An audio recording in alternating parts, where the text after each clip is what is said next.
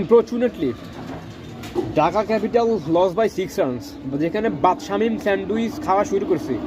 Sandwich খেয়ে এমন মায়েরা শুরু করছে আজ্ঞা, একবার সিলেক্ট করে আজ্ঞা মানে চা বাগানের মধ্যে নিয়ে অল্পের জন্য তাদেরকে ওইখানে ঢুকিয়ে দেওয়ার প্রচেষ্টা চলছিল।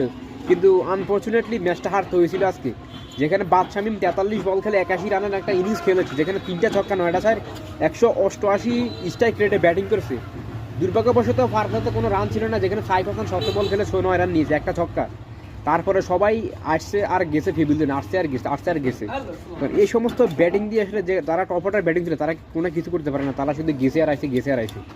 দুর্ভাগ্যবশত যেখানে সাব্বির রহমান 19 বলে 23 রান করেছে, 2টা ছক্কা আর একটা চার ছিল তার ব্যাটে, হয়তো বা সে যদি আরও কিছু যদি কন্ট্রিবিউট করে সঙ্গ দিত তাহলে হয়তো বা ম্যাচটা কি ঢাকা ক্যাপিটালসের আজকে হাতে ছিল। দুর্ভাগ্যবশত ম্যাচটা হারতে হয়েছে ঢাকা ক্যাপিটালসে, যেখানে ঘুরে দাঁড়াচ্ছে কে গা বাদ শামিম। এখন বাদ ছেড়ে এখন সে স্যান্ডউইচ খায় নিয়মিত, sandwich Shamim. The new chapter beginning for বাদ শামিম উইথ